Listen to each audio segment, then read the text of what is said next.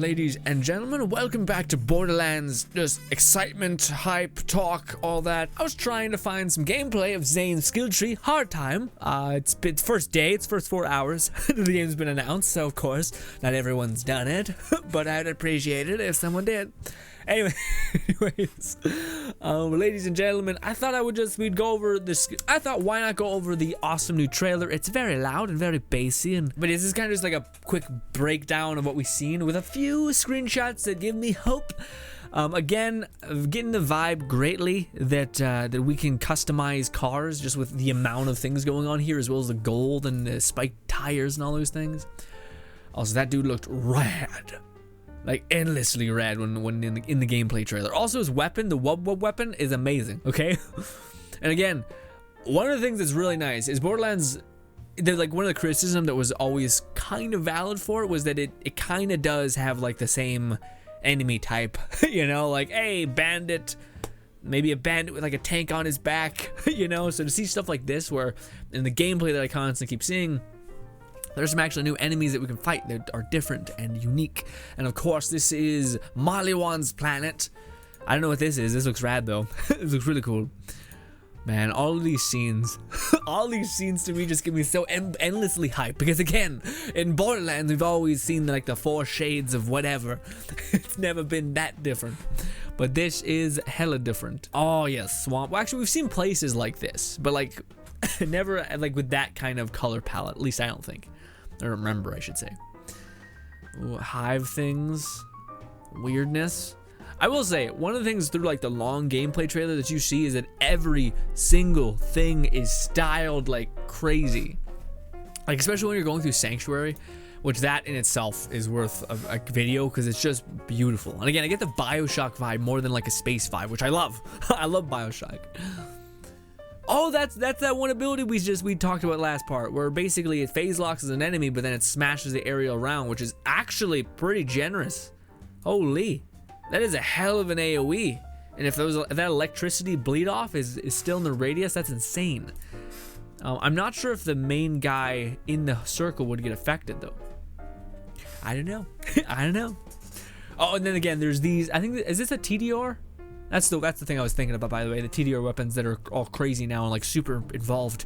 But there's this one which is really cool. It's like bounces, like you're shooting out a bunch of bouncy balls, but it's yet to be seen if that's good or not. Also, what is that? Oh, is that how you aim? Maybe that's how you aim. Yeah, there's a little diamond here. But anyways, that's that one ability, or just sends a bunch of fists into the air. Yeah, that's probably the one I would rather want. Just a bunch of that. Just a bunch of fists, like one area. Again, the radius isn't that big though. So there's a few skills that were like, hey, I don't know, it was like for the amount of enemies hit, it increases the damage, which makes sense if it was a giant area, but it's only that tiny thing. So what are the odds that enemies are gonna be stacked perfectly in that line? Very rare, I think. And again, this was the one scene that I no one talked about, but you have a motherfucking water gun that needs to turn down the crazy Raider gun, which I believe that's a Raider gun based on the design. I feel like that's a Children of the Vault gun. But you got a little dolls kid squirt gun cooling down the flaming weapon. Also, right there, crazy looking enemy. Also with an insane looking gun. Hope that's not just an enemy. And then thousands of billions of guns. Was it 2 million or 2 billion? I don't know. I think it was 2 billion guns. Also, the what do you call it? Was it doll? I don't think it's a doll, is it? No, doll is fire rate and whatnot, like toggling between fire types. I don't know. Regardless, there was a Maliwan, maybe a Maliwan pistol, but it showed like the tracing ability of that, and that looked so rad. As well as its alternative fire is just corrosive, which was cool. It wasn't like it wasn't homing, I don't think, but it was still good. Still great. Also, the homing is way better. A lot of people I think were worried about like the homing effect being a laser that you need to hit and then all the other lasers follow suit. No, it's like a giant AoE that you just spray after it hits and marks every enemy, which is wild. I bet there will be a couple that are like super specific to like being accurate and then being weirdly rewarded after being accurate, like getting a critical shot in someone's head and then all the bullets just flying towards that critical shot. And then we got our one girl, Amara, wrecking shop. There's some driving. Cryo again, cryo beams. They kind of announced all that. There's a lot of things that they kind of just breezed by in the kind of like hype trailer announcing things when Randy Pitchford was on stage and whatnot. Also, that's new. We got actual raiders that will jump ship onto our car, but I do believe we can actually do that as well. And again, charged weapons looking rad. It's so goddamn rad. So many explosions. Look at this world. Look at this world. I want to experience this world so much. It's so long away. We also got so much gameplay to hold us over. All this gameplay though just makes me want to see it so much. Hey, there's the one guy. Okay, so I just looked at this dude, or some of this dude's skill tree. Dave, or I don't know what his name is, but he's the, I believe, Scottish Deus Ex dude. I just looked at his drone skill tree and some of his skill tree, and oh my god, this dude seems like just a killer, like just an eviscerator. I don't even know what the bear lady, the actual soldier class, is supposed to be, because this dude has so many abilities that just amp up his damage, amp up his health regeneration, amp up a lot of health steal. His drone's kicking ass. His passives for his drones seem insane. His clone seems OP. His barrier seems shitty, but probably is going to be really good if you want to not move and stay there. It's that's terrible. And then finally, finally, we get life. We get the Beastmaster, a fraction of gameplay because he wasn't here. Oh, my baby boy, he can go invisible. I don't want this at all, but maybe there's an ability where he goes invis and then stabs someone in the back. I feel like he'll have a backstab if he has an invis. Again, I don't know if this is one of his summons or not, because yeah, who knows? We also got cop robots, kind of wicked. That's our boy. Okay, so this scene I want to go over with. Go over with you guys. I cannot speak. So this is the thing.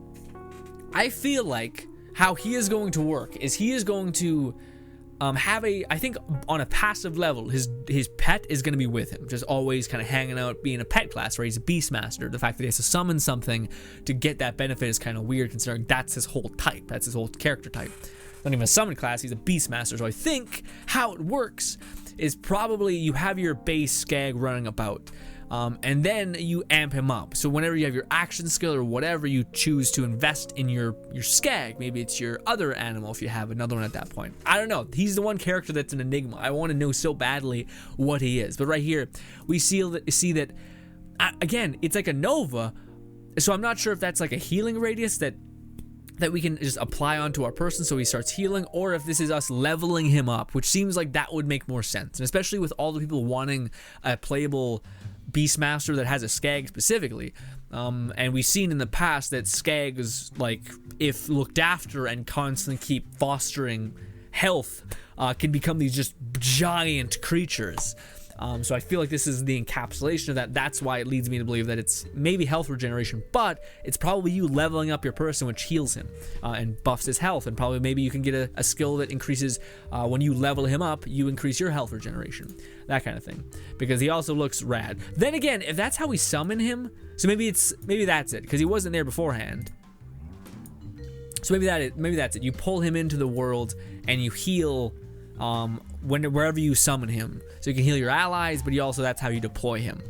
I don't know. I don't like that aspect of it, because again, it feel weird for me to be like, I'm a beast class, but let me wait for my action skill to come up just to, there we go, here we go, you know?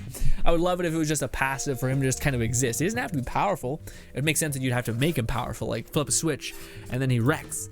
Also, we got some tubs, we got some crazy new weapons. We got this thing, which I do believe is one of the creatures that we can summon, which looks rad. Also, what in the fuck is that? That is wicked. It looks like a specific something that I can't put my finger on. But anyways, and again, this is that one girl's ability, her phase lock ability. Or not phase lock, it's like where she throws something in front of her. We covered the skill tree, I just don't remember the names of the skills. But yeah, you summon this, it says like you summon a decoy that just does damage, but I think it's just like, it throws something in that area, and that's it. Because it goes away immediately. Wait, maybe not. What was that? Maybe I'm a liar. Okay, so it just threw, but then there's also these little orbs that followed suit. So are those going to run after enemies as well? There's gameplay out there. I should shut up. I'm pretty sure one person is using that skill tree. Anyways. And again, just tons of new creatures to fight. Again, that's the biggest thing. Apparently, there's more bosses in this game than ever before. Right here. So this is the... Sorry. This is the soldier, which looks rad, and in some senses, looks more melee than the person with all the arms and all the fists, which is weird. Something flew in my eye and it hurts, but hey, look at that. It's weird. It's crazy. Also, we have little demon people. Wait, what is this? Can we ride around on a skateboard, or is this an enemy? Maybe an enemy. And then there's scenes like this, which just look endlessly rad. Like, just look at that. And also there's destructible environments. That was another thing that I don't think they mentioned, but it was like, look at this just exploding cover, not like look at this face that's getting ripped apart by this chain gun, which is wicked. I'll scratch my back, by the way. Anyways, yeah, ladies and gentlemen, just a little baby video. Actually, real quick, this is what I want to show you guys. Look at Sanctuary. Oh my god, this is kind of like a not very lit room, but it is beautiful. Again, this to me, I get BioShock vibes more than anything. Also, it looks like how I feel about Borderlands after, like, and this is in the moment for sure, so maybe I'm a bit in my head about it, but to me it feels, and this whole, like, being able to see the gameplay, for them not hiding shit, them not being like, you'll see, oh god, don't look, instead for them to be like, look what we've been working on for 5 years. And to me, for one, it's been a long time since a game company said, we've been working on this for 5 years, and you're being like, oh, I believe you. Like, oh, yes. Or like, we've been working on this for 5 years, but we had so many hiccups, we had to reboot the game 6 times, you know? Or this game seems like they had a direct vision, and they just pushed forward with what they knew worked, and what they wanted to change, and what they wanted to add. I shouldn't say change, but add. Because that's what I get from this game, is all the trailers and the visualization of the gameplay and stuff like that. I see a game that took all the parts of all the Borderlands games, the pre-sequel, the Borderlands 2, and shockingly enough, a lot of Borderlands 1. Also, you get a room, that's wicked. That's really cool. But anyways, yeah, you get all those things. So to me, I just think that this is hopefully, and I hope it all goes well. I hope people like it. I hope it's not all smoke and mirrors and it's just whatever. I really hope that is the case, because this to me is what we've been lacking a lot in the gaming space, is 5 years actually actualized, actually pushed forward, and actually developed for, you know, not like we spent 5 years on this, but again, we had to reset 7 times, or no one knew what it was, and no one knew what we wanted it to be. Whereas Borderlands seems like it doesn't have any of these problems, because it just stuck with what made it good, but also added a ton on top of that. Like, again, I love the idea that we have a room, you know, where we can add shit to, like showcase guns that, you know, we had helped us so dearly in our first playthrough or whatever, or maybe just the favorite guns that we have when we get to endgame and whatnot. All those things. The only thing that was a bit rattly for me, my only complaint, is that at the beginning, and I feel like this is something that you'll eventually just get ushered into the world of Borderlands and you'll kind of relax. But when they were first showing the trailer, I felt like Claptrap was a bit much, which I actually love Claptrap in general. I just felt like maybe it was the voice actor, like, went to 100, because I felt like his voice was also extra, like squeaky a little.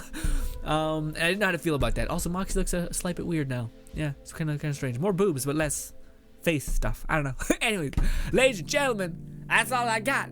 All I got is just hype, excitement. Hopefully you guys are feeling the same thing. If not, then I understand. I understand that some people are still bitter about the Epic Store things and they hate it. I get it. No, I don't. I don't get it. I mean, that's the thing. I don't want people to yell at me and be like, you don't get it, let me explain. No, I get it. I just don't think my values don't align with that, what your values clearly are when it comes to gaming and whatnot, and etc. Because I see all the points, but I still don't feel like that's correct, especially not with a game like this, like Borderlands. Like, go ahead, shit on Metro or whatever, even though I don't think Metro deserved it either. But, you know, ladies and gentlemen, thank you so much for your time. Hopefully you guys enjoy the rest of your day. Again, if you have not watched this gameplay that we're currently watching, the whole 2 hours that it was on, or I think it's like an hour and a half or an hour maybe, but it is so worth it. If you like the game, you're wondering about it, you thought it looked interesting, then I think this will sell it to you, but who knows. Ladies and gentlemen, thank you so much for your time. Subscribe button above me, 2 videos from right. Thank you so much for your time, and goodbye.